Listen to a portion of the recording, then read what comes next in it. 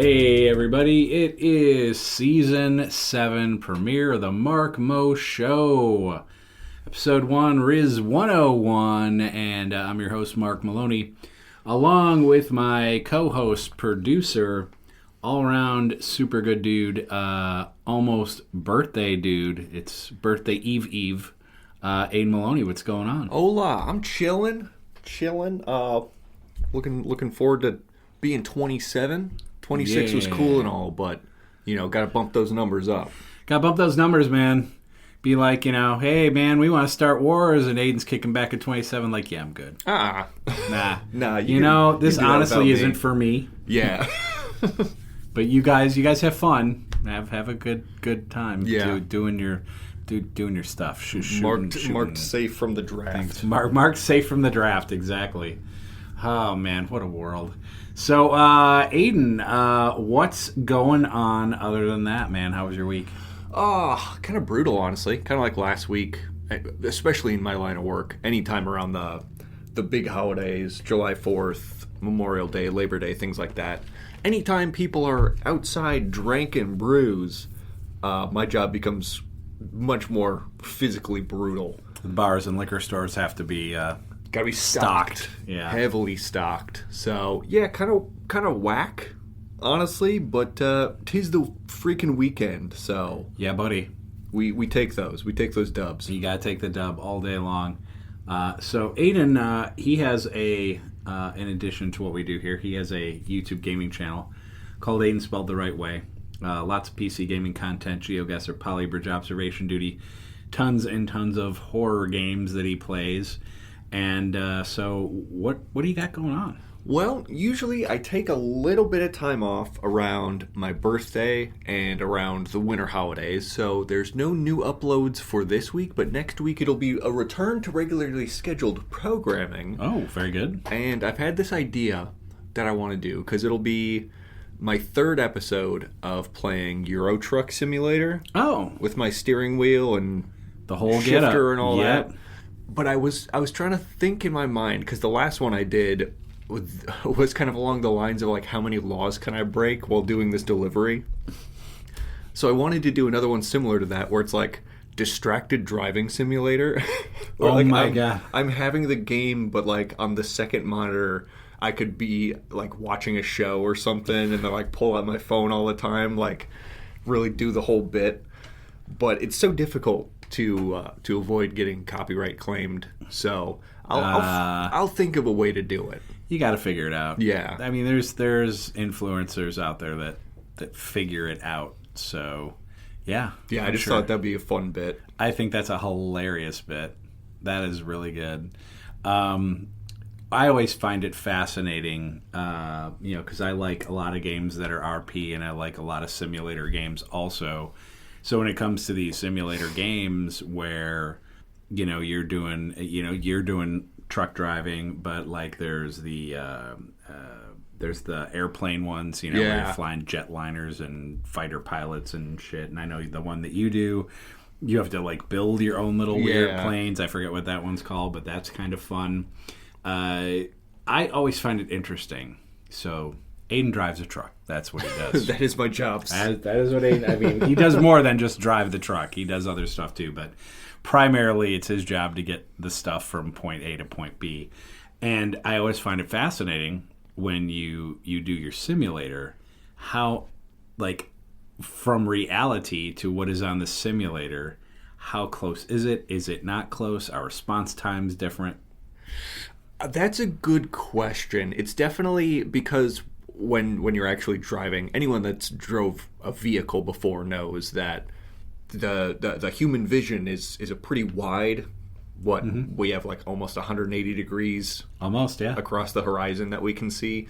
So I think that's the most unrealistic part of the game, is I'm playing on this little 20 some odd something inch monitor, which makes it very difficult to accurately make turns, or especially, like, docking, reversing the truck and doing all the fancy maneuvers that I have to do in real life. Very difficult without being able to actually turn my head and see. Right, because turning your head at the PC isn't going to help you. No, not at all. So that's probably the most unrealistic part, is just having that field of view be so confined.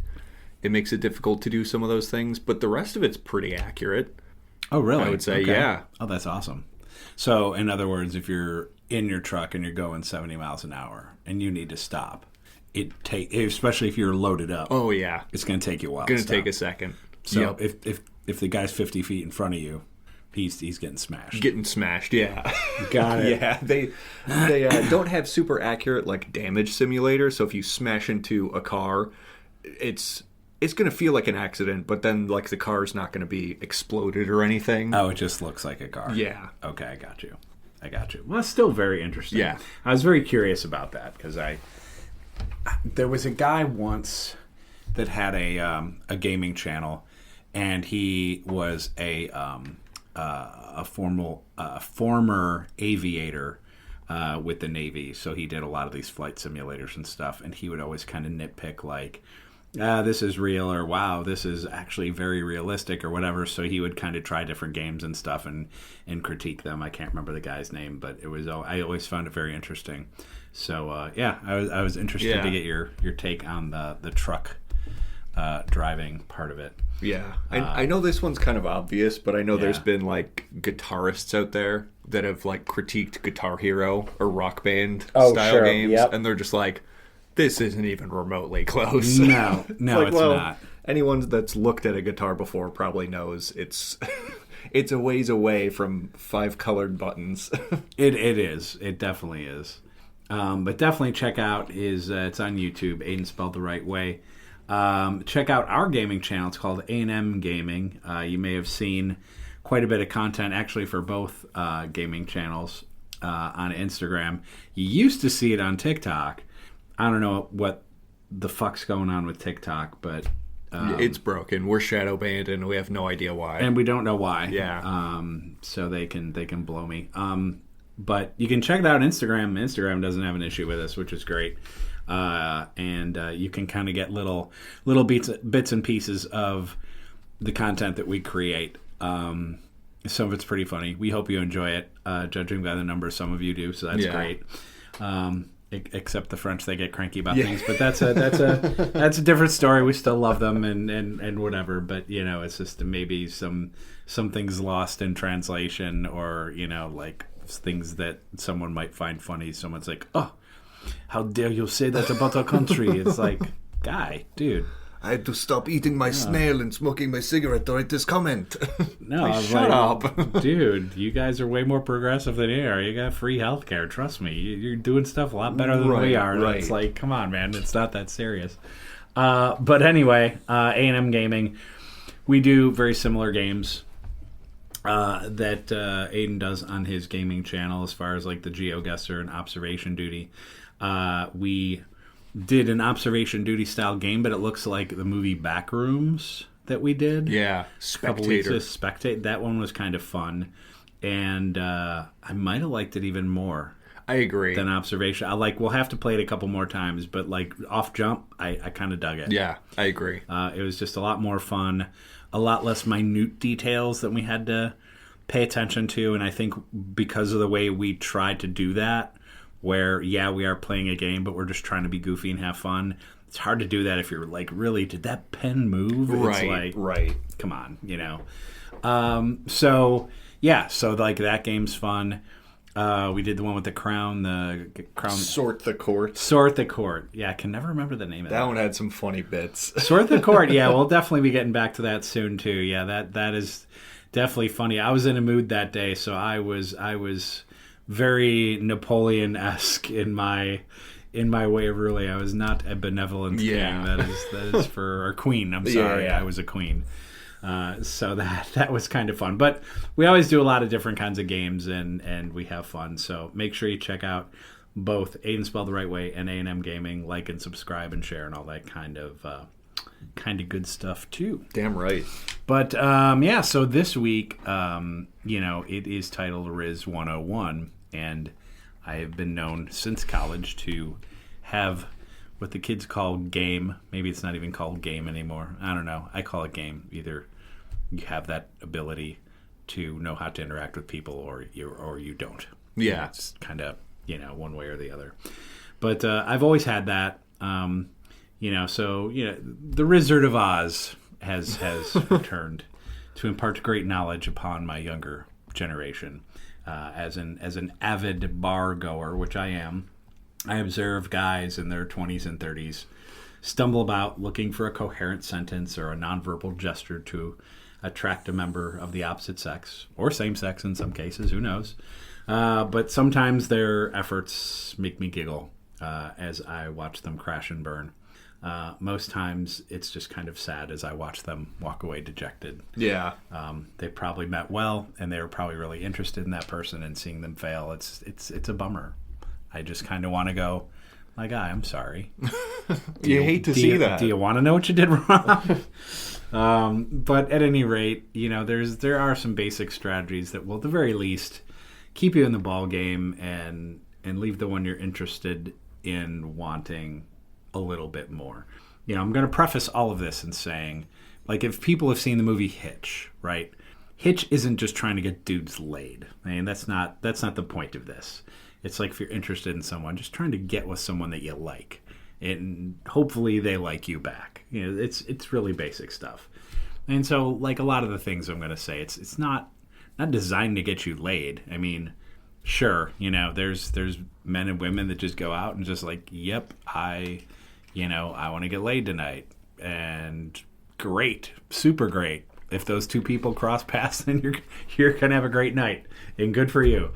However, sometimes one doesn't match the other, and that's when the crash and burn happens for sure. A lot of miscommunication and things of that nature. But, what's funny is that the amount of energy that goes into like an opening line is almost entirely wasted. So is the careful like outfit selection, I'm going to wear this or blah, blah, blah. The confident work, whatever angle someone's been rehearsing in the mirror. Most people are preparing for something that bears little resemblance to how attraction actually works. What actually works is almost embarrassing in its simplicity. So there was a 2022 study in evolutionary psychology, asked nearly 1,000 people in the U.S. and Norway. I don't know why U.S. and Norway. I found that hilarious. It's probably just where the professor, is teaching. But to rate 40 flirting tactics for both short and long-term relationships. Researchers expected confidence, physical attractiveness, strong opener to dominate the results. They didn't, not even close. Humor topped the list. Warm smiles, eye contact followed. Well-crafted opener and great outfit both finished somewhere in the middle of 40 options. Sandwiched between tactics nobody would consciously choose. A laugh and a genuine smile beat all of it. Every time. So, simple flirting technique works better than pickup lines, psychologists say. The reason humor works comes down to what psychologists call emotional synchrony. When two people share a laugh, their brains are experiencing the same emotional state at the same moment. That synchronized response is largely what people are describing when they talk about feeling chemistry with someone. The experience isn't mystical. Two nervous systems are briefly running on the same frequency. Evolutionary psychologists have a separate take on why humor is so effective. Producing funny material on the fly, something I'm incredibly good at, requires creativity, social awareness, and the ability to read a room. Trust me. Yeah, that's 9 out of 10 guys fail right there. I was gonna say that's the big hang up there is like I'm not much of a bar goer myself, especially these days. But just sometimes you just want to grab old boy by the shoulder and just be like, brother, read the room. Yep. What are we doing here, guy? Oh yeah, for sure. So that social awareness and ability to read the room, all of which signal cognitive fitness. Jeffrey Miller has argued in The Mating Mind that humor evolved as a display of creative intelligence, a fitness indicator, not an entertainment feature. A well-timed joke outperforming a well-cut jaw is less surprising once that sinks in. Fair. Totally fair. There's a timing dimension that most people miss. So attraction decisions happen before conscious awareness catches up. The brain is processing and evaluating a smile, a moment of eye contact, long before anyone consciously decides whether they like the person in front of them. The first few minutes of any interaction are doing considerably more than most people account for. Chemistry isn't a matter of luck. People assume it is. It builds through small moments, shared laughs, warm smile, the sense that someone actually sees you. The people who leave the strongest impression are usually the ones who make someone feel good about themselves. An opening line has almost nothing to do with that. Right. Nothing to do with that. If you have shared a group of friends, let this interest or attraction build over time. Be interested, but maybe not that interested. Nonverbal cues are huge. Basic compliments, I love your shoes, or did you do something different with your hair? That's huge. Be more and more engaged each time you're able to meet or interact. As I mentioned earlier, humor is important. That doesn't mean long-ass jokes, dad jokes, or inappropriate humor. Silly little comments or reactive humor to certain things work best. Right. Because you were just talking about the timing a second ago, and that's... Timing is everything. Yeah. And if you find that moment in a conversation or something happens and you can drop a quick one-liner, that's the best case, right? So by the third or fourth encounter, you'll know enough about that person to make a move, right? I think you're generally going to know if you're interested. By now, you'll know if they like coffee or they like to go work out at the local gym or go on hikes. At that point, maybe suggest you do something together without that making seem like a date. Just like you want to just hang out, right? And do something similar together. If that goes well and it appears there is mutual interest, that's when you make your move. Now, slow your roll, all right? I'm not saying you should run at her with your tongue out. That's probably... It's tap on the brakes. It's tap on the brakes. It's probably a terrible, terrible strategy. So you don't want... In order to understand the good strategy, you have to know what not to do also. Yeah, you have to know what not to do. Don't do like that cartoony, like a wooga with tongue flapping out in front of... Yeah, no. Don't be Pepe Le Pew, man. You don't wanna do that at all. So, if there's that mutual interest, you make your move. So that basically just means kind of like those glances where you make sure she kind of glances over at you and then you look away. That's key. Slight smiles, winks, laughing at her comments, but not like overly like, ha, ha, ha, ha. No, just kind of like, because right there you're going to take yourself out of the game if you're just like, okay, what I said wasn't that funny and he's just really kind of, you're just, yeah. Just be genuine. Yeah, just a little smile, a little laugh. That's all you got to do. Don't overdo it, my guy. Basically, then just kind of wait for a moment when then it is just you two, right?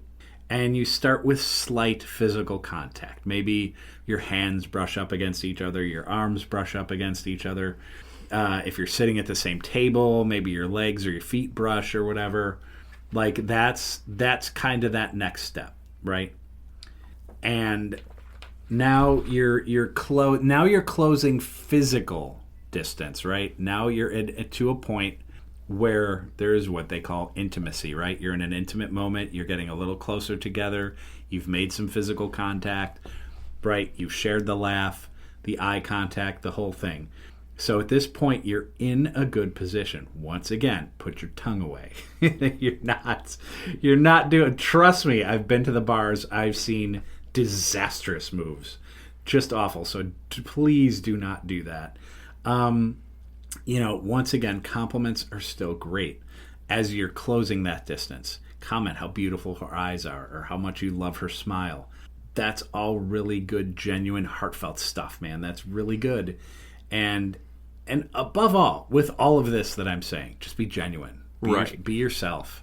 You're not putting on an act. I'm just setting up kind of a proper way for success.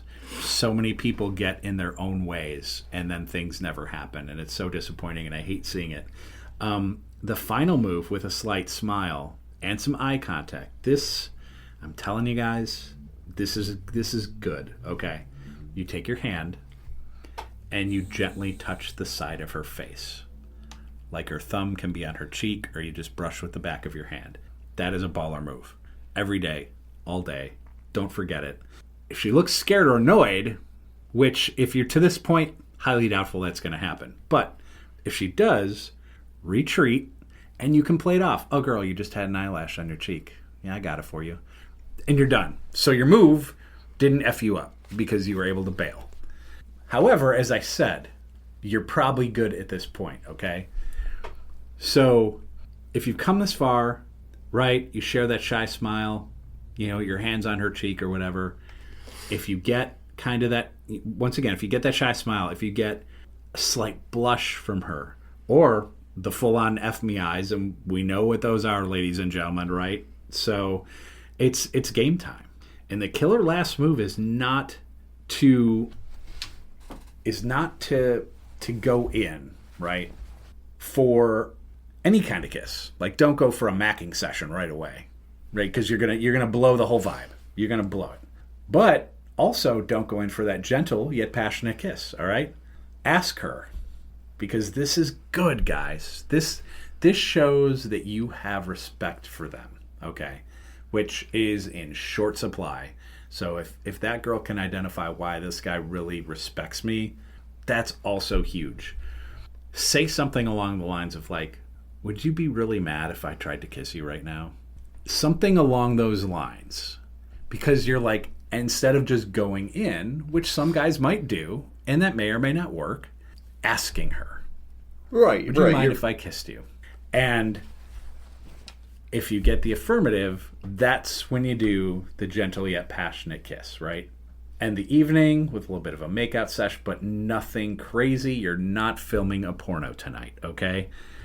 Just chill. If you end it with that, now the game is on, right? Now you've got this girl who is interested enough to you to welcome your advances, to share space with you, to share that kiss, and then end the night with both of you feeling good, right?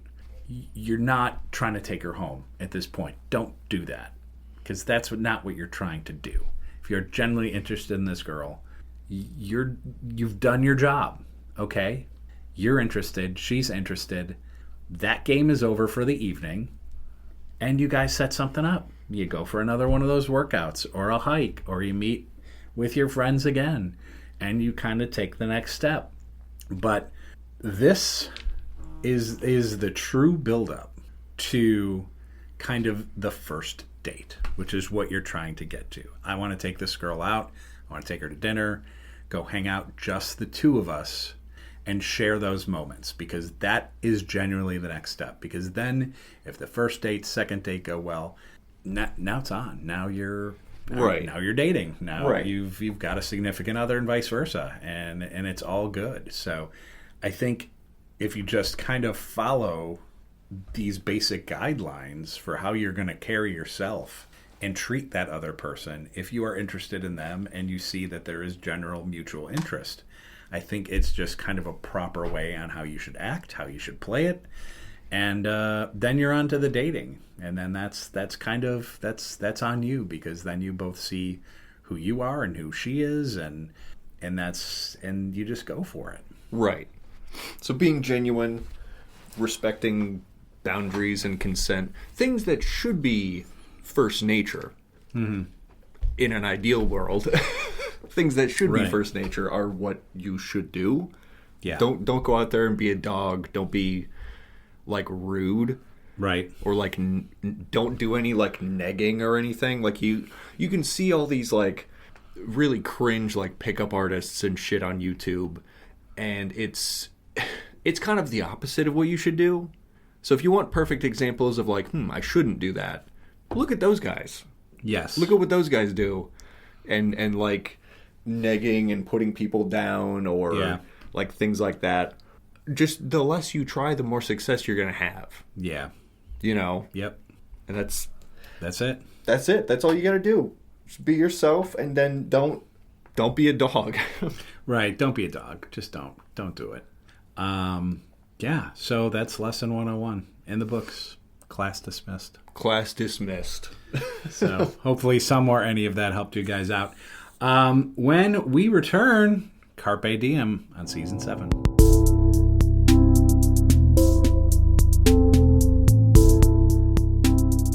All right, we are back on the Mark Mo Show. Your host, Mark Maloney, along with Aiden Maloney. And it is time for Carpe Diem. You find beautiful people, send us your DMs, and we read them on the air. And if it's in the form of a question, we might answer it. We could answer it. We could. We have the ability. Yeah, like to answer the question. Questions, comments, concerns. All of it. All of it. You could get on the show. Right. But like anything, I mean, you just can't walk into a concert. This is true. Gotta have a ticket. Yeah. Can't just walk on an airplane. Gotta have a ticket. Gotta have a ticket. What's the ticket to get on the Mark Mo Show? Ha ha. See how we were kind of staring y'all there? Yeah, it might take a little something. Might take, I don't know. If you said, hey, I have a stick of gum, I'd say thanks and walk away. I probably wouldn't even take it. That's true. Gum from a stranger? Yeah, I had that thing in that van that one time. Anyway, so yeah, it was a thing. His candy was good though. We'll talk about it next week. That's a different story. Anyway, something crisp. Not like a potato chip. Or a salad. No. No, but it could be green. Better if it had a blue strip on it. I would agree. That'd be, and more than just, say, like a number 1. Sure. Maybe something with perhaps digits. Perhaps. Per triple. Per note. If you will. We're speaking in riddles and rhymes. We're just saying you got to bribe us. You just got to bribe us. You just got to give us cash. Cold hard cash is what we're saying, ladies and gentlemen. Give us cold. Shoot you straight. You got to bribe us. Right. Exactly. At any rate, we've got questions and comments and things like that today. I've got one here from @DannyDingus. He says, you make the choice. $5,000, but you can never drink an alcoholic beverage ever again. Or $500,000, but you have to drink a bottle of liquor every day. Damn. Well, here's the thing, Danny Dingus. I'm an expert in semantics, and it doesn't specify how large the bottle has to be. My guy. So if it's just a shooter, I could do a shooter a day. Easily a shooter. Easy. I'll take the $500,000. If the implication is you have to drink a fifth, oof, I would probably pass away young. Right. Your liver will be shot in 10 years. Yeah. So I think if that's the implication, I'll take the $5,000 and just be a sober man. Probably healthier for me anyway. Sure. But without a shooter is a bottle. Yeah. Without bottle specifications, I'll take the $500,000. Yeah. I like what you did there. Yeah. That was smart. Danny Dingus got you there. Yeah, Danny thought he had us, but oh no. Oh no. No, Danny, you ain't getting one over us that easy. Where is the pin? Hi guys, I love golf, but rarely does it love me back. Can I become a better golfer if I don't do it all the time? I would say sure. There's a lot of people in my place of work, because we're all tradies, right? And what's something tradies love to do? I guess golf. Because all of them golf. And I've always asked, or at least when we're talking to each other, and I bring up the fact that my irons are solid, my putting is decent, but I can't drive worth a shit because it slices 50 yards to the right. And every single one of them has the same answer, dude, you can fix that in one day if you talk to a golf pro. Yeah. I'm like, so, yes, to answer where's the pins question, I would say yeah, depending what the issue is. I just haven't put the time in. Yeah, I haven't either, and the problem with my golf game is I have too many things wrong. So it's like I had this one woman, we used to be great friends. Sadly, she passed away, but she was not an avid golfer, but she golfed. And she said the same thing. I can fix your slice in one evening at the driving range. I said, cool. So we went out one night. This was when I was down in Florida. And so she's like, go ahead and take a couple swings. So I took a couple swings. She's like, I got you. And so she had me change a couple things with my grip. And then she's like, yeah, go ahead and take a swing. Now, it cost me distance, but I hit that thing straight as an arrow. And I thought, well, Problem solved. problem solved. Because if I hit it 250 yards, but just like you, if it's 250 yards straight and it's 50 yards to the right, well, if there's trees, if there's water, if there's things like that, it's going to cost me the extra stroke anyway. So why not just hit the damn ball straight and stay in the fairway? Yeah. So, yeah, I suppose it can be done, but it's going to take a little work. Right. And like any physical sport or anything, actually, like anything, it requires muscle memory if you wish to stay at a certain level. For sure. So the more you repeat something. Yeah. I would say there has to be a certain frequency right in order to keep and maintain those skills. But yeah. I'll even say this. If you are trying to perfect any part of your game, work on the driving. If you can drive straight and keep the ball in the fairway, even if the rest of your game is just mid at best, you'll at least go out, you'll shoot in the 90s, you'll at least have a decent time. Right. You won't be hitting 120, 130, and all your friends are like, oh my God, we're waiting on this dude. Right. I'm hitting 2, he's hitting 4. Yeah. You know, you don't want to be in a foursome and be that guy. Right. Because that's just, I'm sorry, that's a miserable day. Yeah. I always hear guys, oh, bad day of golf's better than a good day at work. Well, no. I'm going to tell you it's not, because if I spend $30 on a bag of balls and they're all gone by the time I'm done, I'm already paying $30 to golf. Now I just spent $30 in balls. That's a 60. And then we have a couple of beers after. That's an expensive day to go out and be hot and sweaty and be unhappy, miserable and unhappy because you're not playing well and all your friends are waiting on you all day. Nah, I'm good. Yeah. I'm good. There's other things to play and do. I'm totally fine. Do a golf simulator. At least we get to stay in the AC. Right, exactly. Yeah. I'll play Tiger Woods golf. At least on that, I can compete in the Masters. Yeah, right. By the way, the putting in that course is just unbelievable, stupid. God, I don't know how people do it. Anyway, at Ghost of Mitch McConnell. Hello, everyone. Well, shit, it's pretty hot down here. I wish I were still alive. Reagan won't leave me alone. Aw. Oh, little Mitch. Yeah. McTurtle is frustrated. Yep. I can't wait for regular life again when politics can just be like, okay, well, they're doing stuff and it's seemingly okay, and then you can just go about your day. I figure this is probably going to be one of the bigger cover-ups in recent history. I think so. Right next to the Epstein files. I think this dude is fucking brain dead. I think this dude's on ice. Yeah. Yeah, I think this dude is dead, and they're quote-unquote keeping him alive to avoid a special runoff election. Yep. 100% that's what they're doing. And that's despicable. It's unfucking believable. It's fucking Weekend at Bernie's type shit. Like, it really is. Doing? It really is. You're going to have his aides come out with him, and they're going to have little pulley system and string, and oh, God. One of them's got their hand, like, up his asshole, controlling the mouth. Hey, it's me, Mitch. And it kind of looks more like Terrence and Phillip from South Park. Oh, God, he kind of looked like that anyway, but, I mean, that goes I'm not your guy, pal. I'm not your guy, pal. I'm not your pal, buddy. Anyway. Thank you, Ghost. My last one, surprise, is from @StonerStanley420. Momo and Ellen show. Where does the time go? Ain't that the truth? Isn't that the truth? Like I had he's being literal. Like I had a clock in my van, and I think it went away. Time to smoke with Squirrely. Bye. Wow. So someone, jacked his head unit out his car?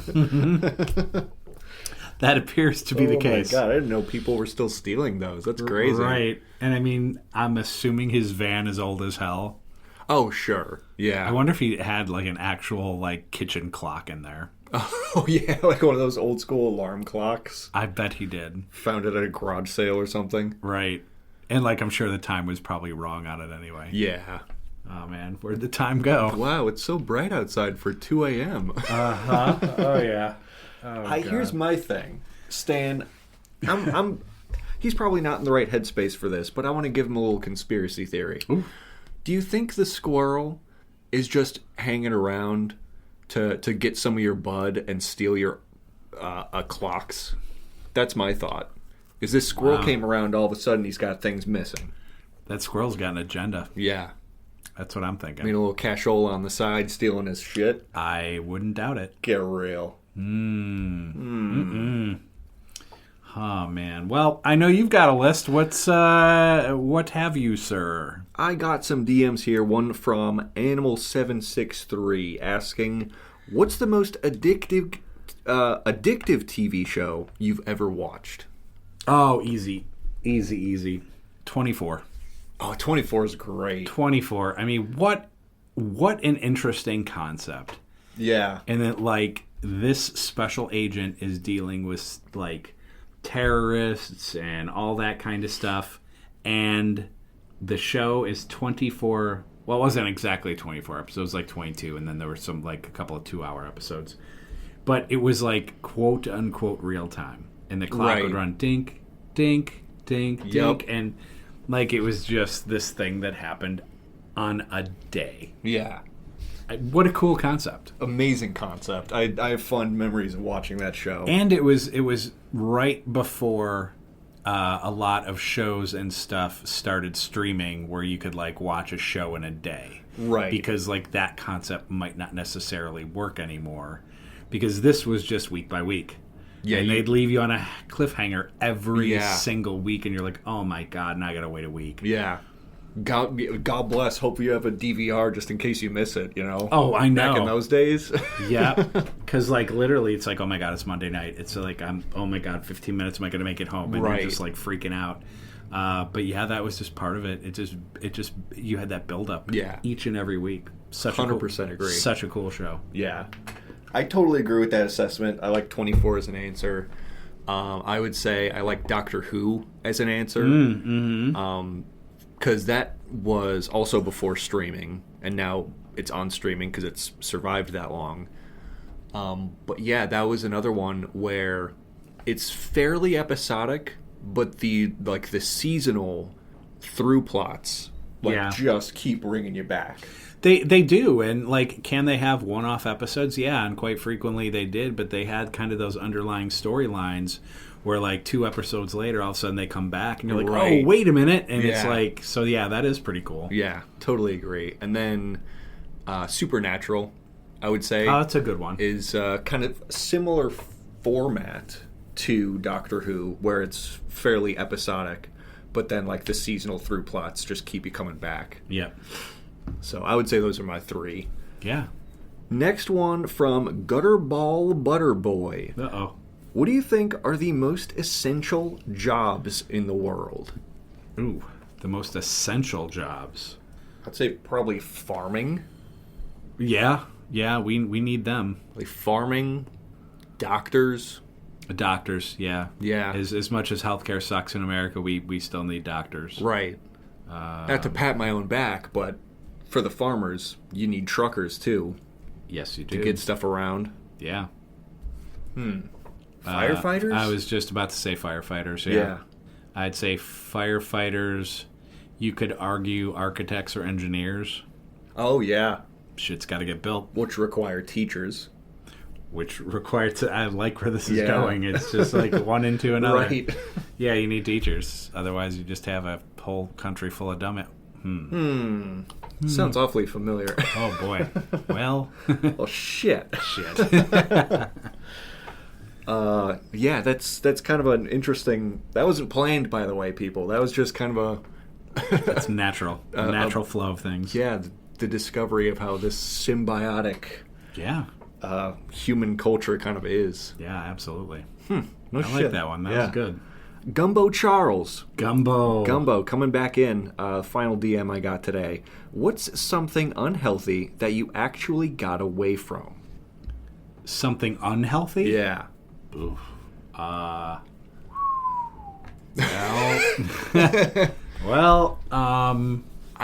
think the biggest one for me is soda. I don't drink soda. It's not even something that crosses my mind. I remember, as you're sipping on your soda, Yeah, I just don't drink sodas. I remember being like a teen and always liking having a cola or root beer or Sprite or something. And now it's just like, it's not for me. No, that's just fine. not for me. I'll get my caffeine elsewhere, which I guess is a vice. Sure. So that check that one, marked unsafe from caffeine addiction.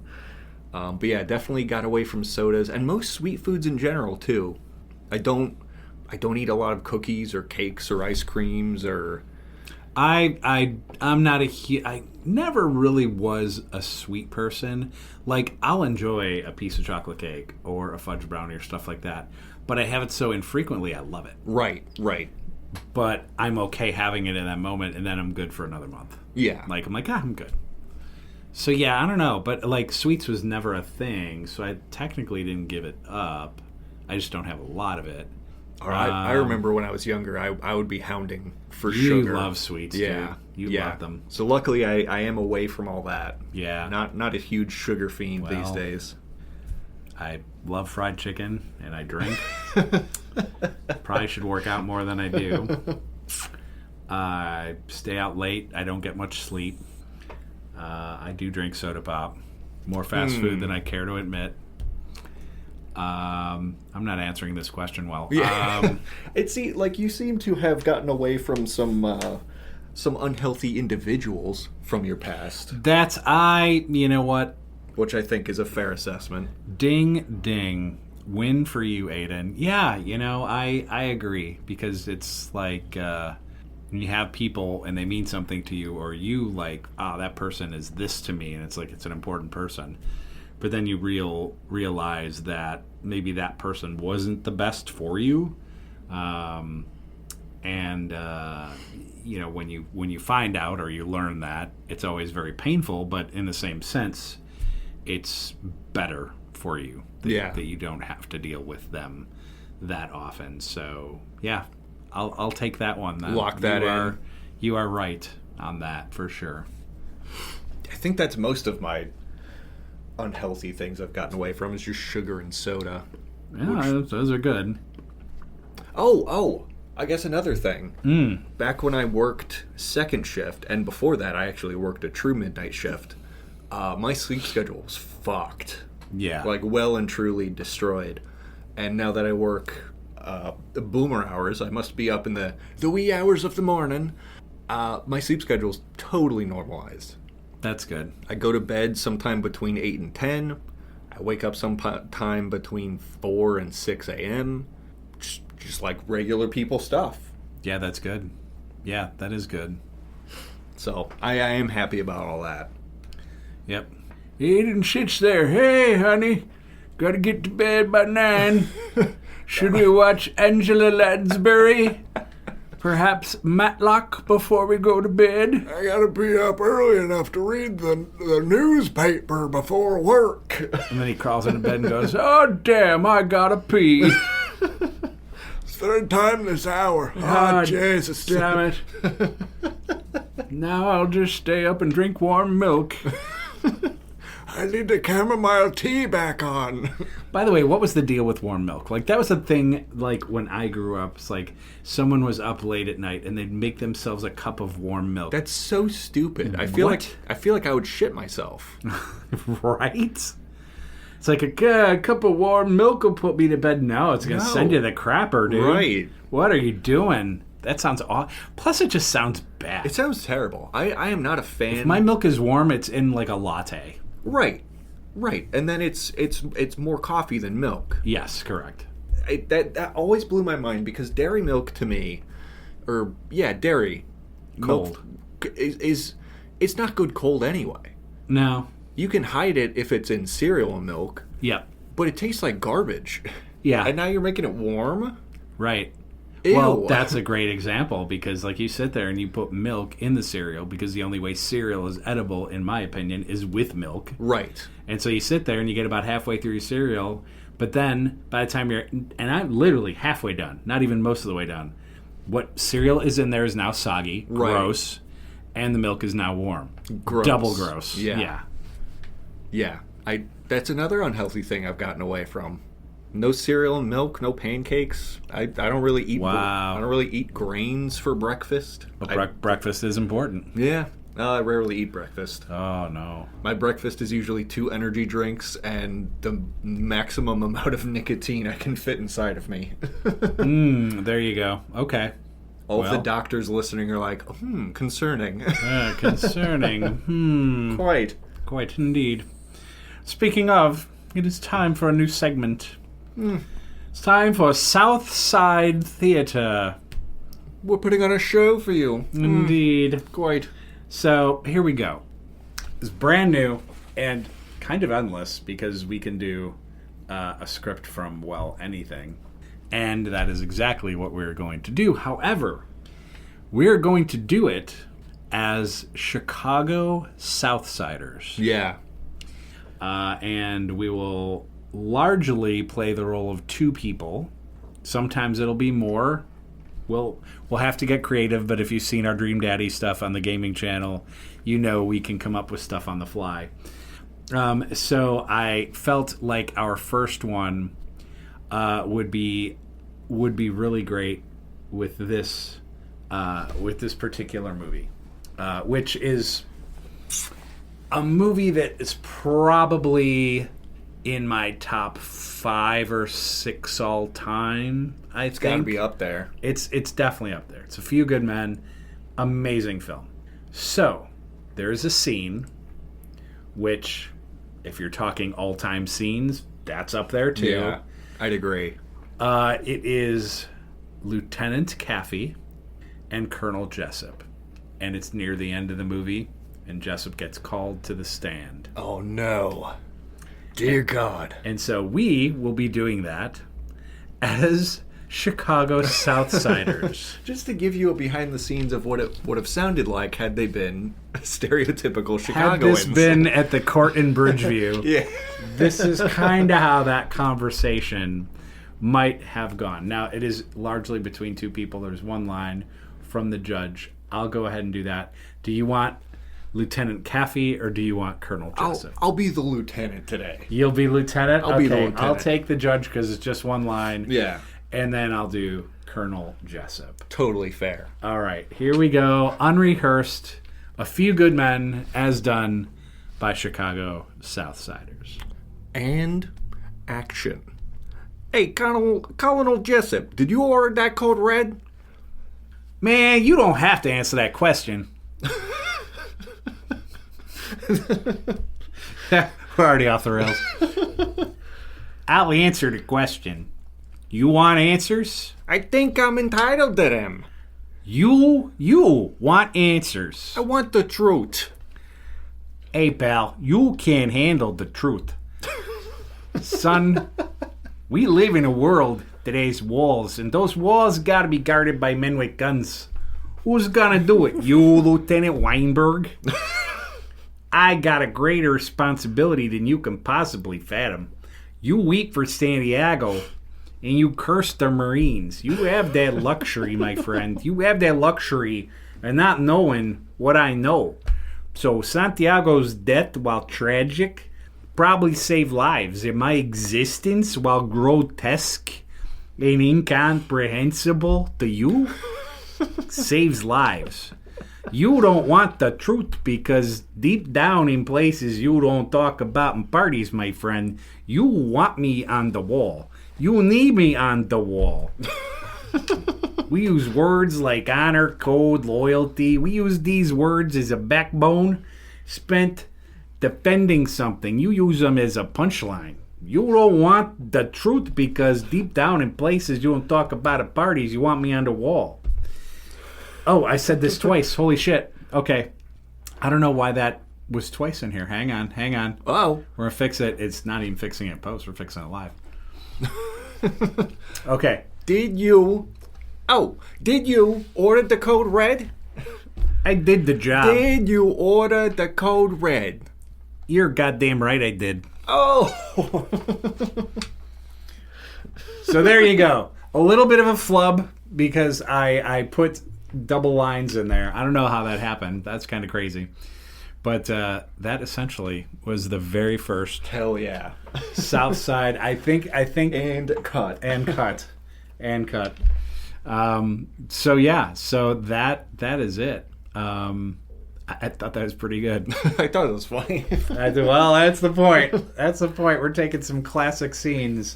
You're goddamn right I did. You're goddamn right I did. It is. See, that's the beauty of it. Because Colonel Jessup in the movie, he freaks out. He's just like eyes bulging. Goddamn right I did. But see, a Southsider would be like, yeah, you're goddamn right I did. Like he's proud of it and just like matter of fact because it's just Southside. Yeah. But yeah, so if you liked it and you giggled along with us, or were like, "Didn't you say that?" Yep, I said it twice. That's okay. That's fine. God, what was the thing you did the other season where it was? I think it was a review preview, and then you got the description twice. It was like you were talking about some horror movie, but you had the Marvel thing, like this group of teenager anti-heroes. That's crazy because I start talking about it, I'm like, wait a minute, hang on, why does this ring familiar? Because I just said deja vu. Wow, it's deja crazy. Vu. Wow, this movie sounds like something I just saw. Oh wow, it was. Oh my god.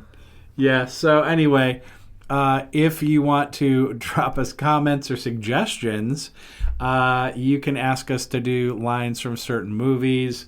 You can say, hey, do the car scene from the movie Seven with Brad Pitt, Morgan Freeman, and Kevin Spacey. That would probably be hysterical. You can say, hey, one of you do the monologue from the movie Jaws, where he talks about the USS Indianapolis. That could be good. There's a lot. There's a lot ideas that we can do. A lot of ideas. Big Lebowski. I mean, there's just so much we can do. So, and we will. And we will. We definitely will. I think even doing some Avengers stuff could be kind of funny as a Southsider. Yeah. Imagine Thor. Yeah, I'm still wordy. Oh my god. I'm wordy. I'm wordy at a hammer, my friend. Oh man. But anyway, right about now is when we would do the other foods, where we had planned the Jeff Daniels challenge. But that requires the food, which I left at home. Oops. Yep. Oopsie daisy. Flub number 2 for the day. So, see, I went out and I just had like 2 beers last night. See, I should have got hammered and then come in hungover because then I wouldn't have forgot anything. Right, exactly. And I wouldn't have messed up the Southside thing. You were in too normal a state. I'm in a normal state, man. I got up early, so I was awake and didn't even need the caffeine. I don't know, man. Unbelievable. I know. I feel like I failed everyone today. I really do. I really do. You know what we could do, though? Get hammered? Well, that's besides the point. I think we've got a pretty fun list to get to. Oh, yay! We do. We still have a lot of good content coming up. Damn right. So after this break, we're going to get to You Just Made the List.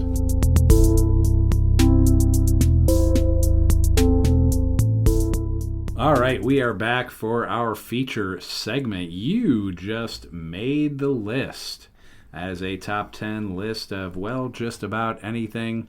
Long-running list. This goes back to our radio days even.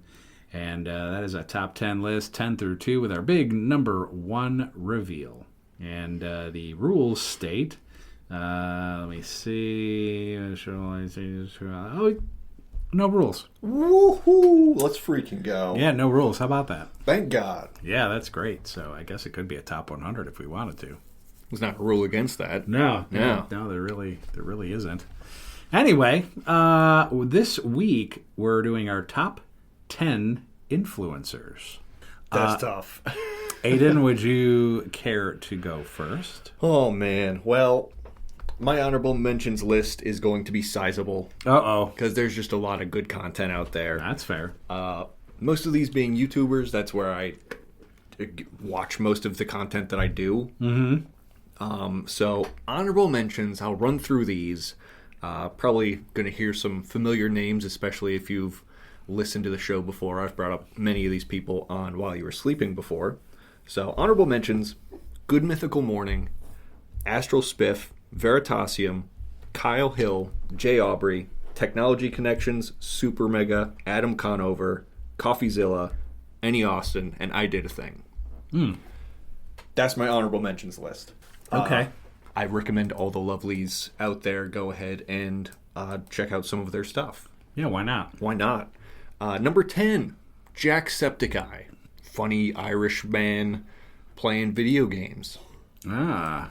Nothing better than that. I like that. Number 9, Internet Comment Etiquette. Ooh. Funny guy. Number 8, Eddie Burback. Oh. Remarkably talented, funny dude. Okay. Number 7, Summoning Salt, who I've definitely brought up before on While You Were Sleeping. He does the world record history videos about like video games. Yep. Like Ninja Gaiden, Mario, all that good stuff. Yeah, oh yeah. Number 6, Drew Gooden. Okay. Number 5, Papa Meat / Meat Canyon. Ah, all right. Number 4, Game Grumps / The Grumps. Number 3, Vsauce. Vsauce. Excellent edutainment teacher kind of guy. And number 2, Garbage Time / Dank Pods.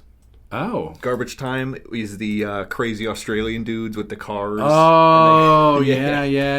They put like Vegemite in their oil. Yes. And see how long it runs. Yeah, that was pretty good, dude. I'm not gonna lie. Hell yeah. Yeah, I like that a lot. So that is my number 2. Okay. I pretty much just have a straight 10, but there were 2 I forgot to add, so I just added them real quickly while you were there doing your thing. Honorable mention, Drewski and Brooke Monk. Drewski's great. Number 10, Alex Earl. Number 9, Chef Reactions. Number 8, Charlie D'Amelo. 7, I Show Speed. 6, Theo Vaughn, although I don't agree with him all the time. He's still kind of funny.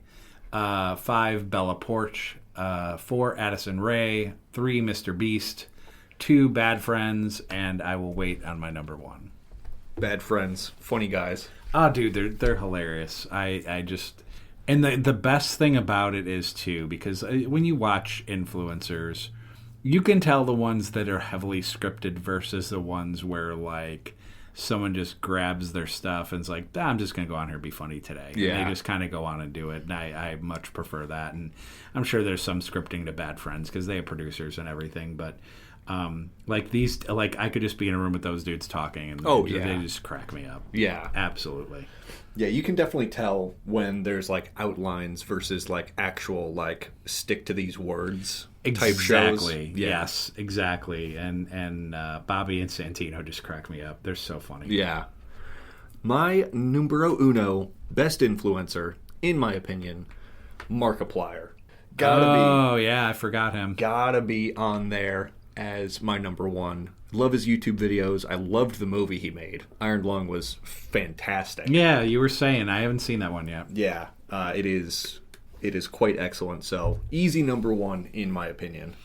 My number 1 is a tie, and it's an easy tie because they often, they do their own content, but then they do create content together as well.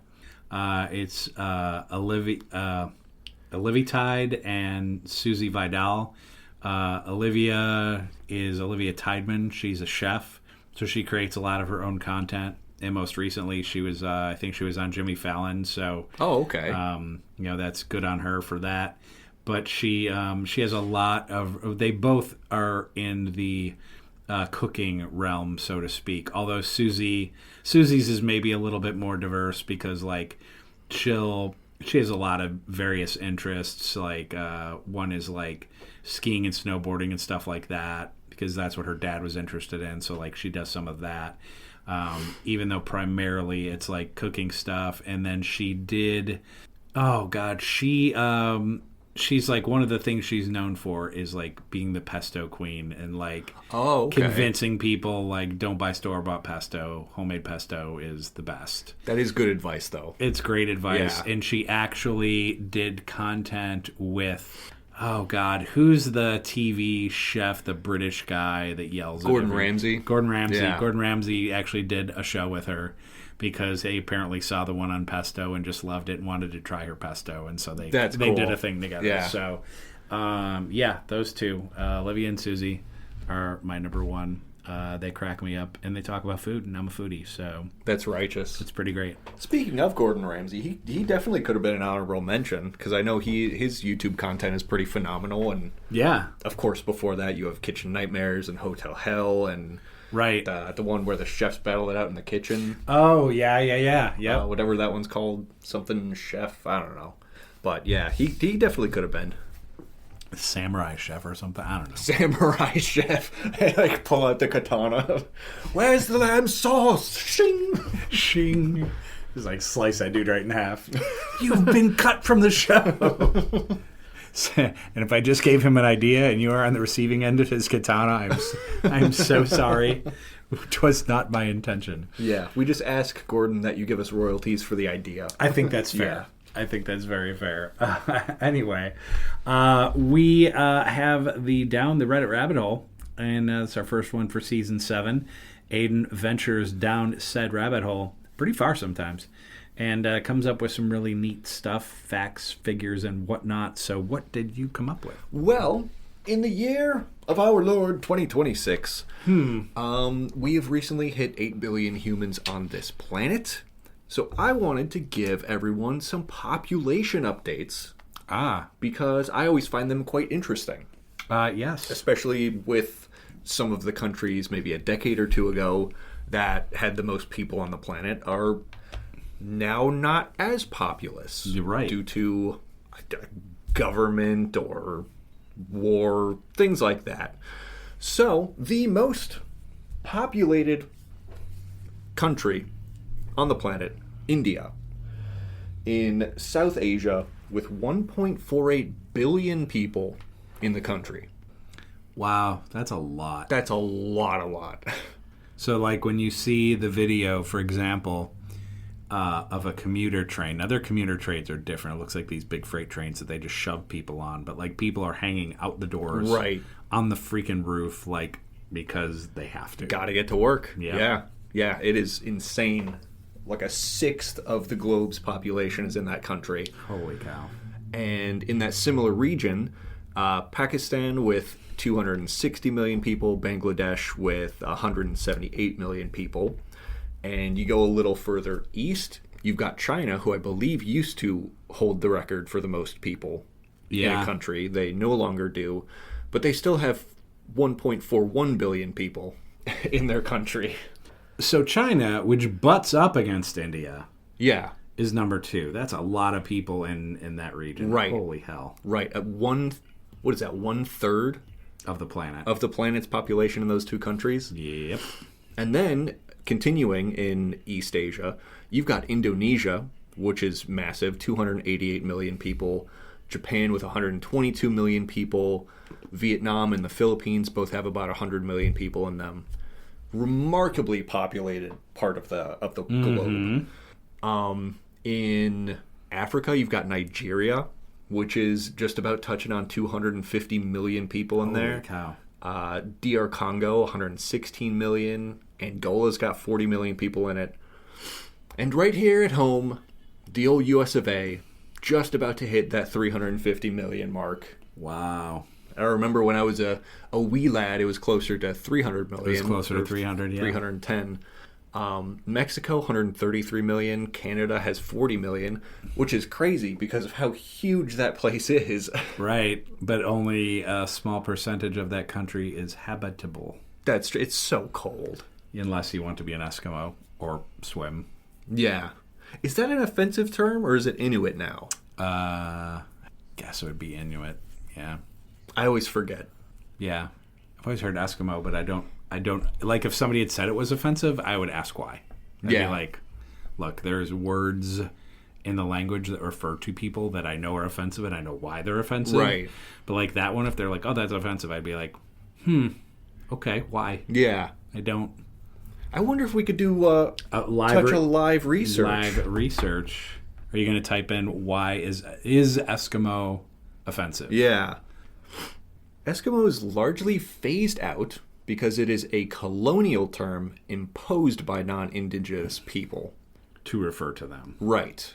Many Inuit, Yupik, and Aleut individuals find it pejorative as a broad umbrella term that erases their distinct cultural identities.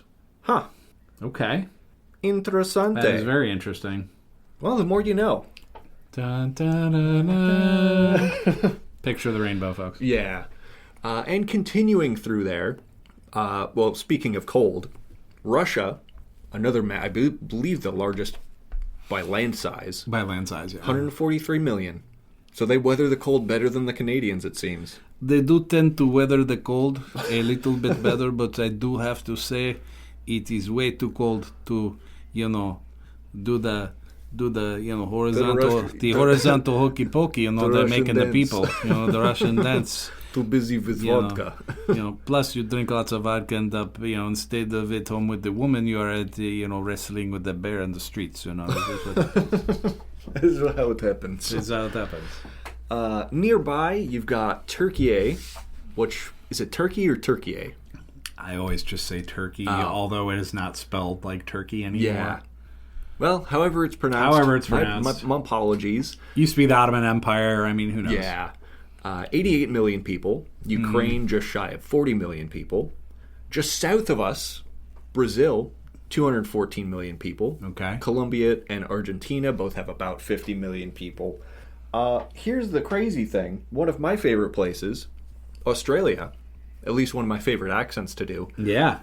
27 mil, which I guess most of it is desert. For a country that is a continent. Yeah, essentially. So many things, so many questions. I have so many questions. Here's another thing I didn't know is that Papua New Guinea, 10 million people, has way higher population than New Zealand. Really? Yeah, New Zealand is somewhere closer to 5 or 6 mil. Wow. Which I know it's just an island, but shocking. Yeah. Yeah, I would agree. And then you've got, yucky, France, 66 million. And we. A little more than that, United Kingdom, 69 million. Nice. Germany, 83 mil. And somewhere way, way down on that list is Ireland, approximately 6 mil. Wow. Still never recovered from the famine. The Brits, the famine. Yeah. I mean, we don't hate the British people enough, I think.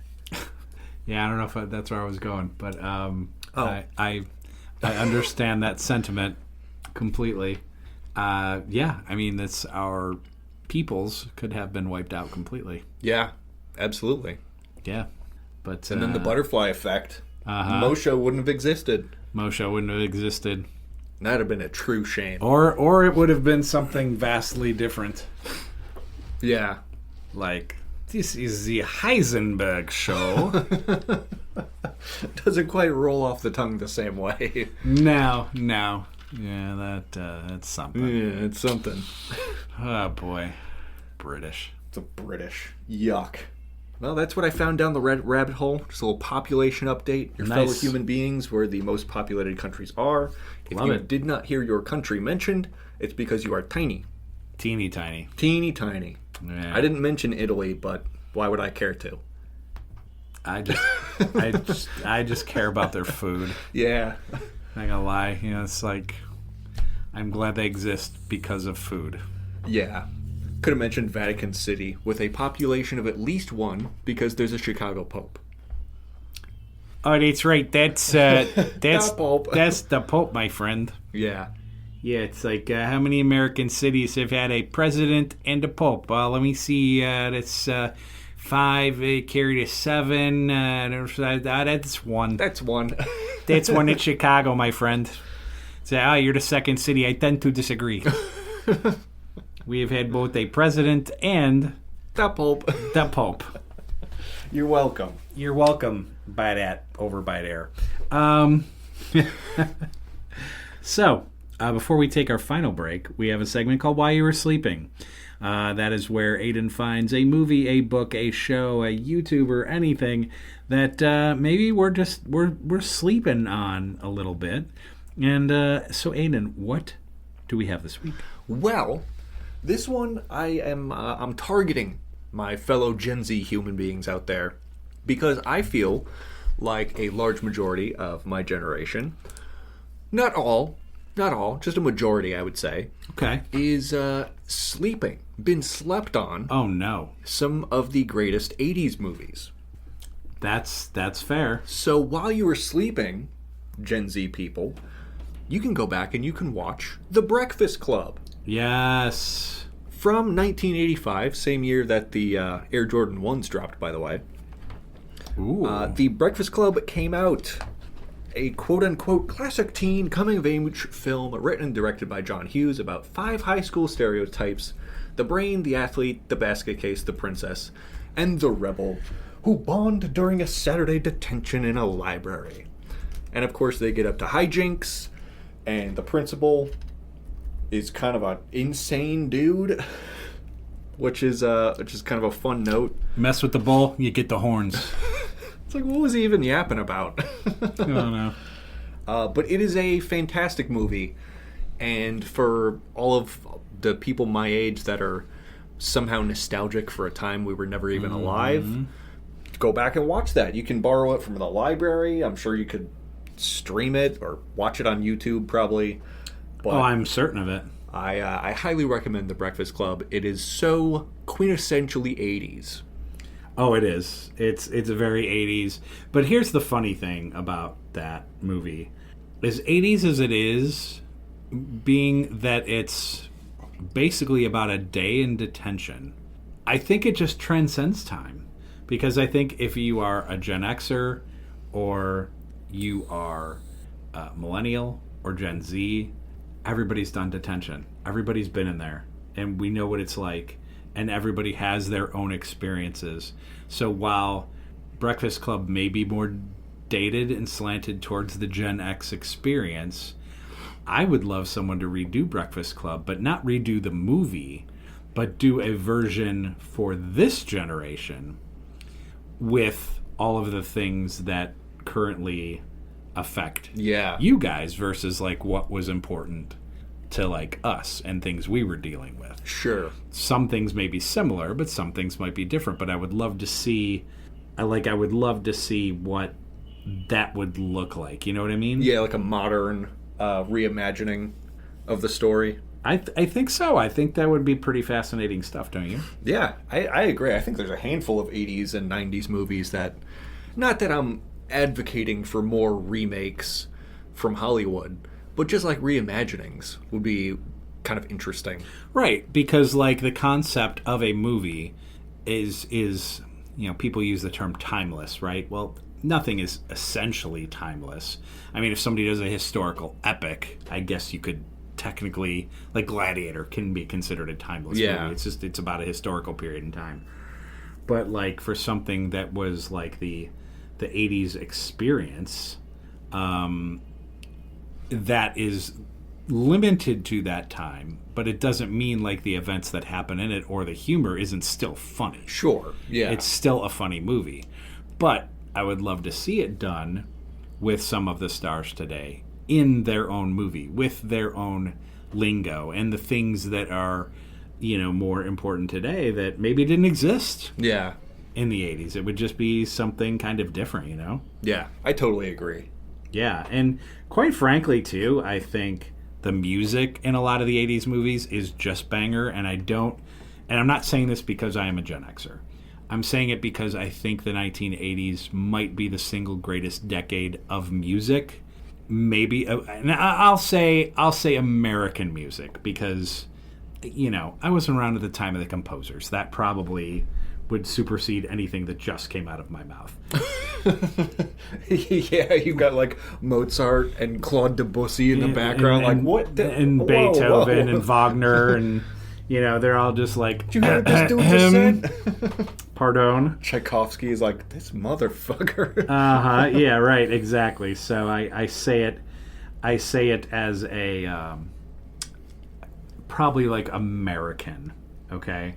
Because I just feel like everything else, and it was important. People from the '60s would probably be like, "Oh, you're crazy. We had the Beatles and we had Cream and we had, and you're gonna be right to a certain extent." And the '70s had the Stones and the Who and Led Zeppelin, and I get all that too. But I feel like all of that progression, all of that, like the birth of pop and the birth of punk and the birth of metal, and all of that, I feel everything, and quite frankly, the birth of grunge, because that was the end of that decade. Yeah. Like, I feel all of that came together in that decade and had influences from the 50s, 60s, and 70s. Like, everything else gave birth to that. Yeah. And I feel like so much of the music, even into the 2000s, has had their influence from music of the 80s. So yeah. I just feel it's such a significant significant period of time. So, like, you look, Don't Forget About Me. People still love that song. Oh, yeah. And that song was done, pretty much for that movie and that closing scene. But there's a movie where they get out of the detention room and they're running through the school. It's a song by Wang Chung. It's called Fire in the Twilight. I highly recommend it. So find it on your YouTube machine or your Spotify or whatever you listen to music on. Fire in the Twilight by Wang Chung. It's a banger. It's 80s Check banger. that shit out. That's my While You Were Sleeping. So check that. How about that? How about that? One beget the other. It's amazing. Interessante. I love this show sometimes. Yeah. Okay. We'll be back. We got beer to drink.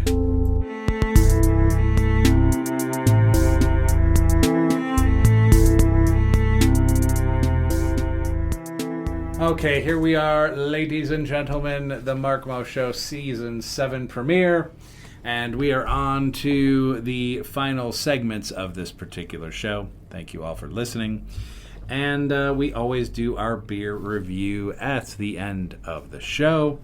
We have a little beer here, Oberon Ale, an American wheat ale. So, Aiden, take it away. What are we drinking, dude? On the official beer review, as you mentioned, it's the Oberon Ale from Bells Brewery, which is out of Comstock, Michigan.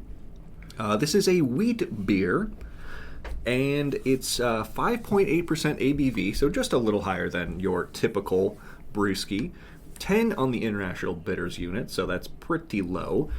As Bells describes it, Bells Oberon is a wheat ale fermented with Bell's signature house ale yeast, mixing a spicy hop character with mildly fruity aromas. The addition of wheat malt lends to a smooth mouthfeel, making it a classic summer beer. Ooh.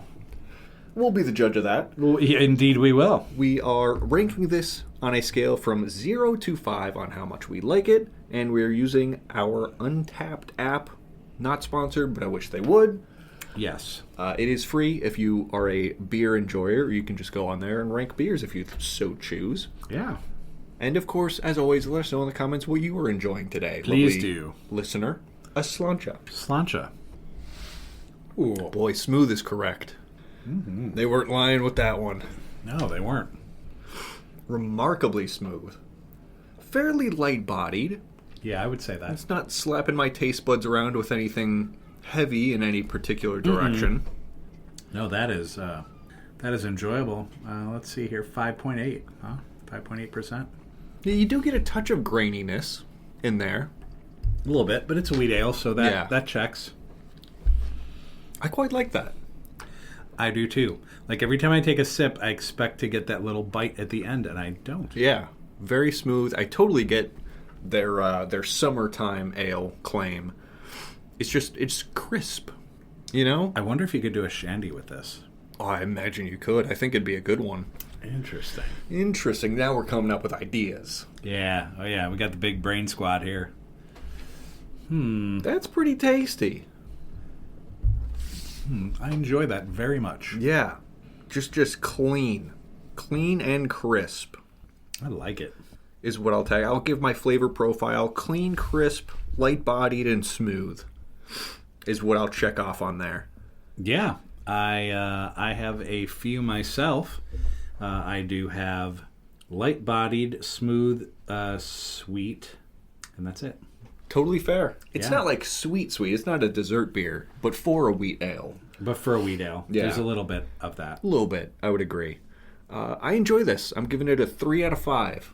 I like that. 3 out of 5. I went 3.75. Solid. Yeah, I went 3.75 on that one. Very good. Quite good. Straight out of Michigan, man.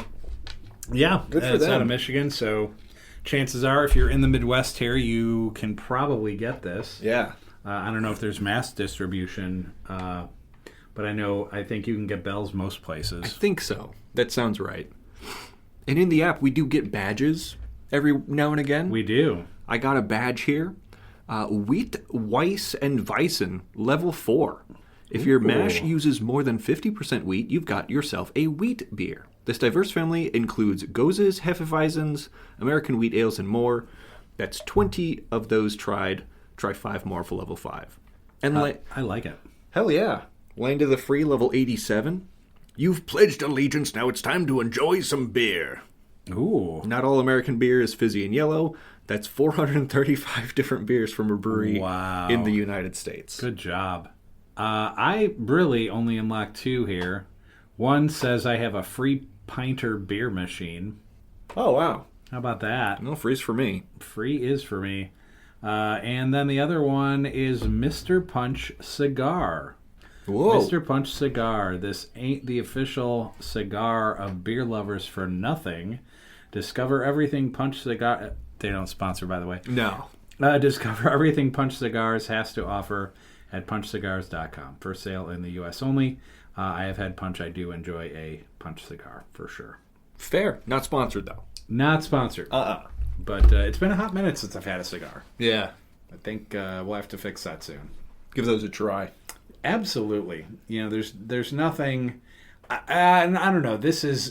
I don't know if it's more of a winter thing or a fall... Maybe fall, where you can kind of just sit by a fire, get a good cigar, and like a glass of Irish whiskey or scotch, and just sip it, and smoke, and chill. Yeah, I agree. Very fall coated. That's, yeah. Yeah. You're just sitting out there in your jeans and your flannel, and just, like, that is, like, if you talk about, like, in Happy Gilmore, he has his quote-unquote happy place. Yeah. That's pretty damn close. That's pretty damn close. That's pretty damn close. Yeah, no doubt. Well, that was a fun beer.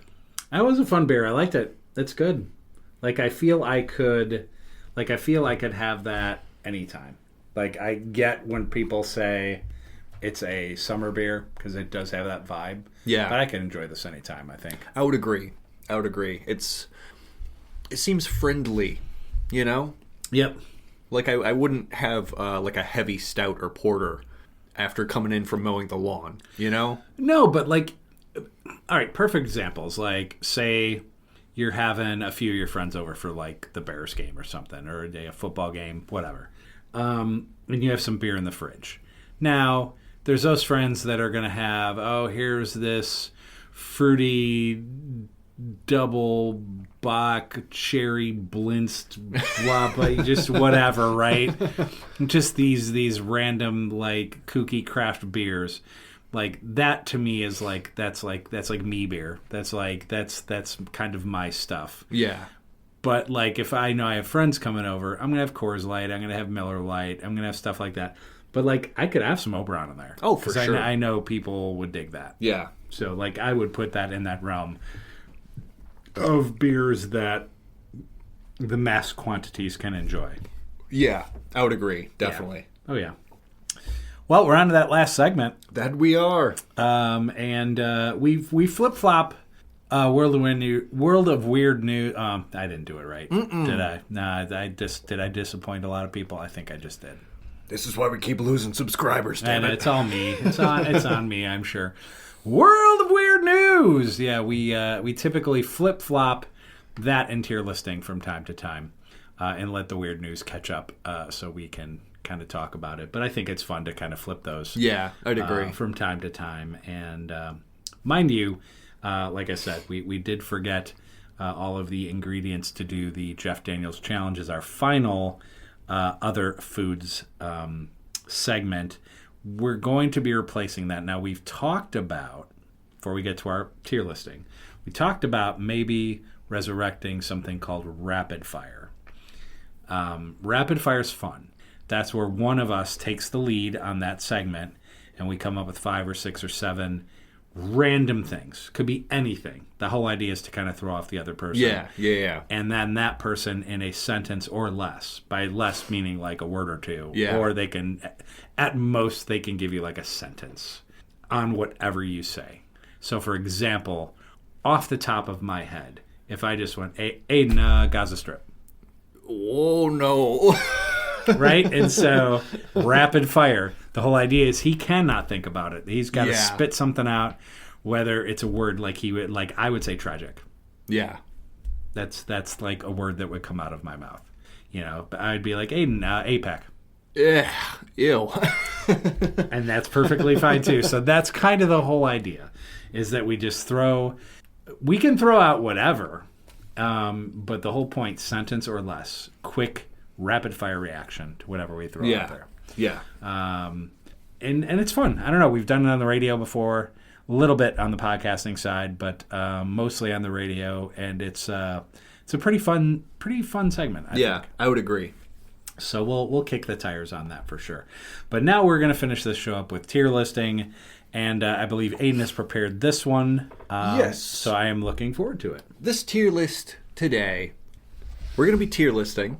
Well, Mo Show of the Mark Mo Show is going to be tier listing 80s and 90s songs. Ooh. So I picked 10 popular songs from 1980s and 10 popular songs from the 1990s, and you're going to be ranking them on a scale of F being the worst of the worst, D being bad, C being mid, B being good, A being great, and S being the best of the best. Of the best. Of the best.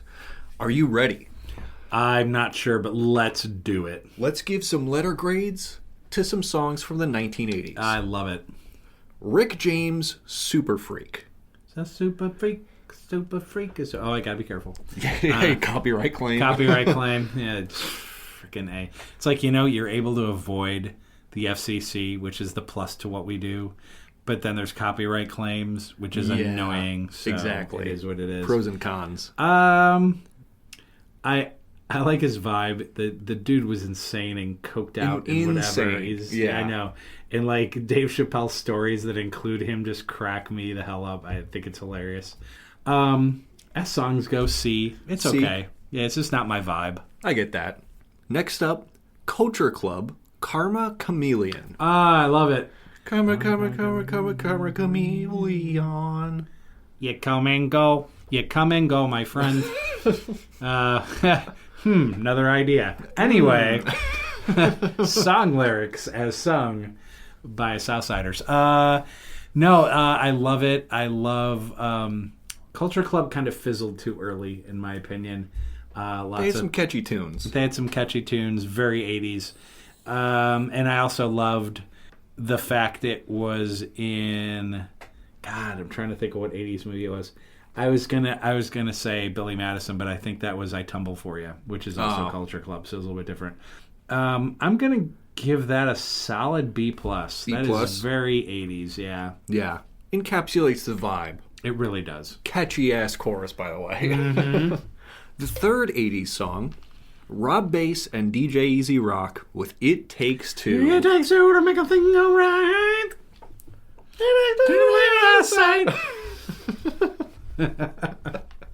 Another catchy chorus. It is. I'm noticing a theme. I'm gonna rock right now, and I came to get down. Okay, yeah, we're gonna stop. I'm not internationally known, but I'm known to like a microphone. No, we're gonna stop. Copyright claim, damn it. Damn it! I know, I just blew it. What did I give Culture Club? B+. You gave it B+. A B+. B+. That's totally fair. That's good. It's catchy. Catchy beat. Oh yeah. Next up, Cyndi Lauper. Girls Just Wanna Have Fun. Oh, that's kind of epic. Girl, you wanna have Especially fun. in an era where women and minorities are still trying to like grasp the quote unquote golden ring and like find equality in a system that doesn't want to give it to them. Right, especially in the conservative 80s, right? Yeah. It's just an empowering song for women, and I love it. And Cyndi Lauper's great. She does a duet with Billy Joel, which is an amazing song. Oh, okay. I didn't know that. Yeah. Yep. It's on the Bridges album, I think. Anyway, I'd give this an A. I think it's pretty epic. Yeah. Yeah. Hell yeah. Next one up, Guns N' Roses, Welcome to the Jungle. Wow. Welcome to the jungle. We got fun and games. That song is... We got everything you want. We'll stop there. We don't want to get claimed. You know what I love the most about that is they came along at the tail end of the 80s, and it was pretty much a time when grunge was starting to come on and hair metal was starting to kind of fizzle. Right. Like MTV was done with it and they were all into the grunge thing. And here comes this band that's just a hard rock band. And they were so unique, and their album was like, I can listen. It'd be a good discussion another time to be like, what are some albums that we can listen to front to back? Yeah. Because not every album's met that way. I'd agree. Appetite is definitely one of those albums, without question. It is maybe a top 20 album of all time. I gotta give it an S. S tier. Welcome to the jungle. First S tier of the day. Yep. We continue in the 80s. Call Me, Blondie. Oh, that's good too. And Blondie was so great. She was just kind of when alternative was becoming alternative. And she wasn't necessarily punk. It was really kind of like her and the Cars and groups like that were really kind of defining what alternative music was. Yeah. To kind of set the way for all the alternative bands of the 90s and 2000s.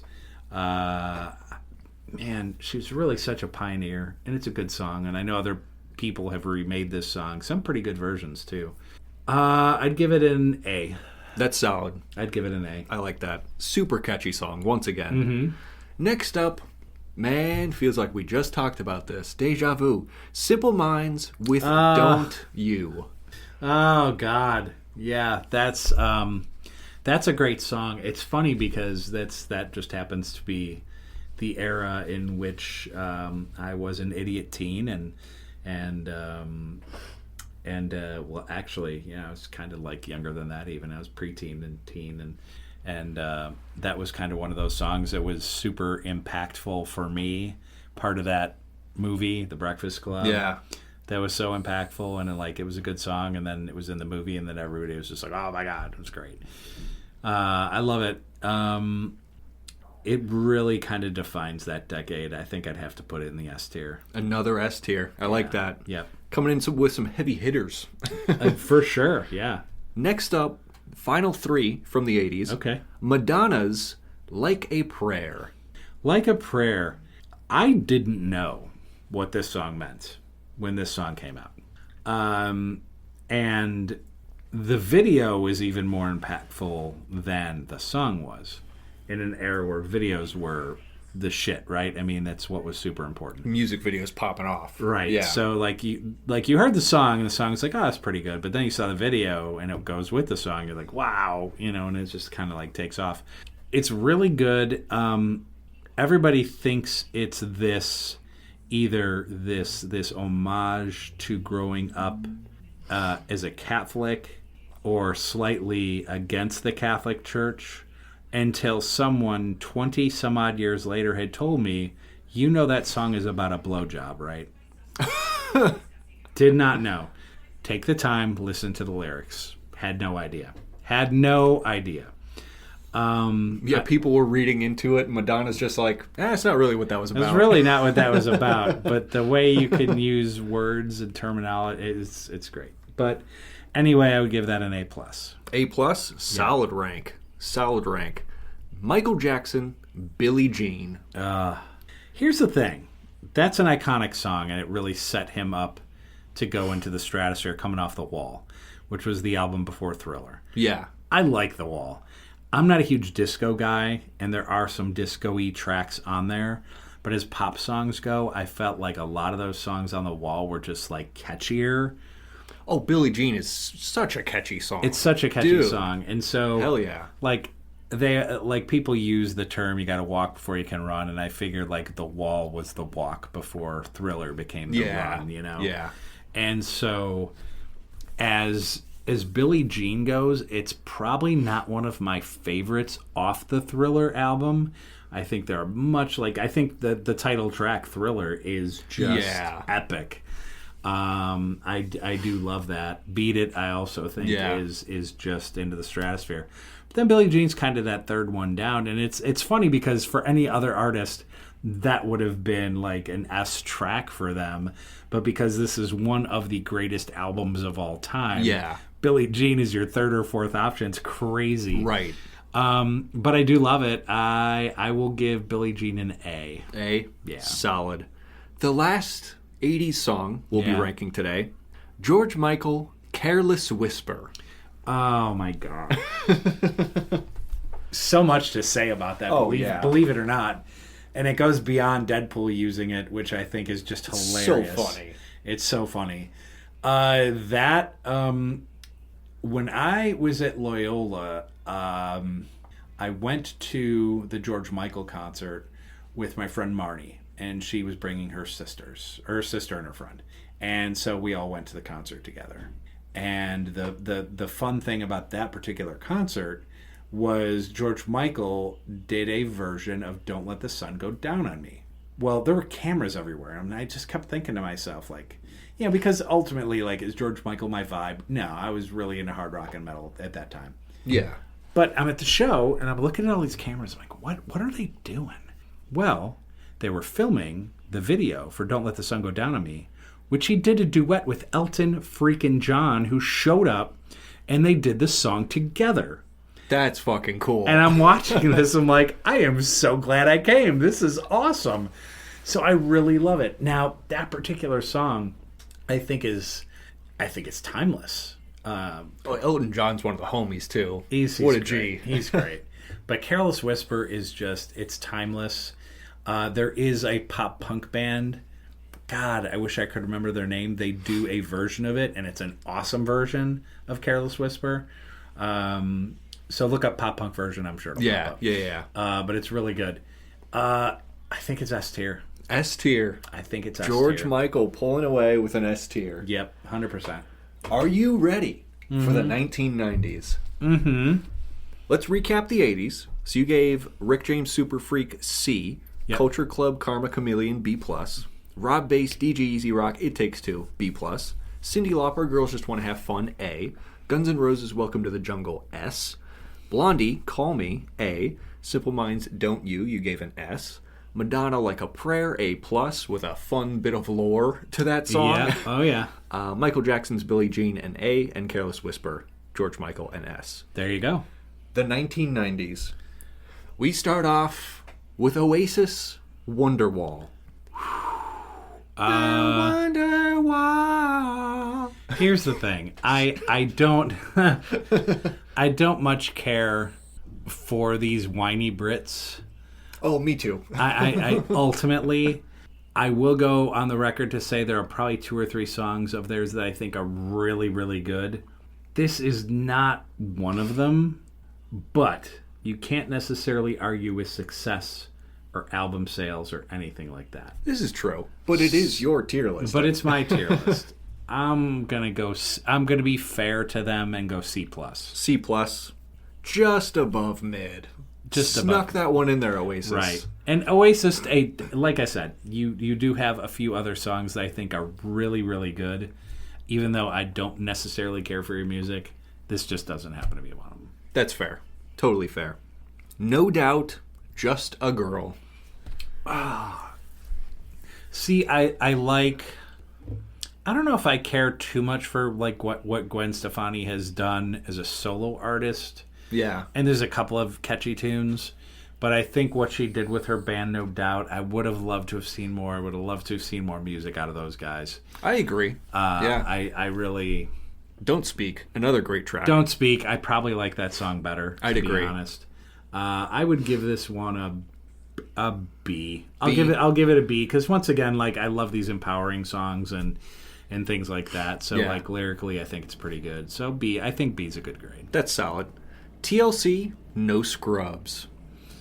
Okay. And it only gets better from its association with Top 10 movie of all time. The Other Guys. The Other Guys. Yeah, I agree with that.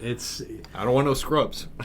Besides the fact Michael Keaton is an absolute gift to our planet, the way he delivers these lines, He's so funny. that Will Ferrell and Mark Wahlberg then come back on. You got to creep. It's like creep. My eyes are watering because I'm about to start cracking up. It's so freaking funny. But the song itself, like, I love TLC once again. TLC's great. God, that album they put out was amazing. I would probably put this as an A. It's one of my favorite songs of that decade, I think. I would agree.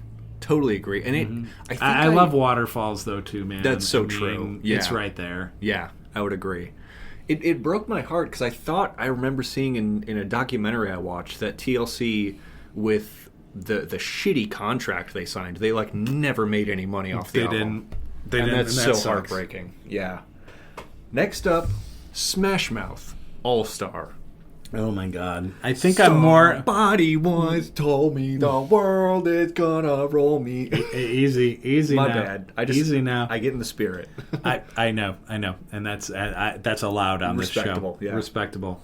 I'm almost more fascinated with the lore and the meme culture surrounding that song than I am the actual song. The actual song is a C. I mean, it's just the actual song's just kind of there, but I think it's what people do with the song that elevate it. But as songs go, it's just very okay. Locking in C. Like sometimes I hear it. Like sometimes you hear that old banger, and you're just like, "Oh my God!" Like I hear this and I roll my eyes. Yeah, it's like, "Oh God." So I think C is fair. That's fair. Destiny's Child, Say My Name. I was wondering if any sort of Beyonce-inspired music was going to appear on this. Tis. I do love that song. It's an R&B fucking tune. banger. It's so good. I don't think it's S tier, though. I'm going to put it A. A? That's solid. Yeah. Can I reach my judge hand in and drop a plus on that? You can put a plus on that. I'll go A plus. Yeah, it's such a banger. It's so good. Next up, from the 90s, Genuine with Pony. Oh, God. Oh, God. It was so damn catchy when it came out, man. Yeah. Oh, so good. God, you heard that at the bars all the time. I gotta go A. I don't think it's S tier. I gotta go A. That's fair. Yeah. I was going to say, I honestly couldn't tell you another song by Genuine. No. Besides Pony. That's probably in the one-hit wonders category for sure. I would agree. So that gets an A. Moving us on to Mary J. Blige, Real Love. I love her, dude. She's so good. She's really talented. I'm gonna give that one a B plus. B plus? Yep. She has some great tracks. She has some great tracks, and at that halftime show that Dre and Snoop did, she appeared on that one, and I love that she did. That was so cool. Yeah, that halftime show was great. That's one of my favorites. Eminem, 50, Snoop, Dre, Easily. Mary J. Blige, Kendrick. Yeah. Get real. That was so good. Get fucking real. It was so good. Next up, from the 90s, DJ Jazzy Jeff and the Fresh Prince with Summertime. Summertime. You know, that's so interesting. You know, so many people today think of Will Smith and they think of Men in Black. They think of Independence Day. They just think of these banger movies, right? Even more recently, they think of him slapping Chris Rock in the face. Make sure you keep his wife's name out of your effing mouth. But before that, you know, he had a little TV show, which was good, Uncle Phil. That was not the name of the show. That was the guy. It's one of the homies. It's one of the homies. Yeah. He's Fresh Prince. But his rap game, especially when he was younger, was really good. Yeah. And he kind of made a point of rapping about stuff that wasn't as serious. You know, he wasn't like one of the gangster rappers. He wasn't Ice Cube or Dre or Eminem or any of those guys. He just tried It's to... one of my favorite lines from an Eminem track.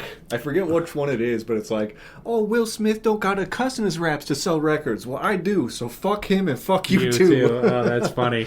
That's good. That's really good. I don't think they ever had serious beef, but I love that line. Yeah, but he'll we'll throw those down in a movie. Yeah. Oh, yeah. In a heartbeat.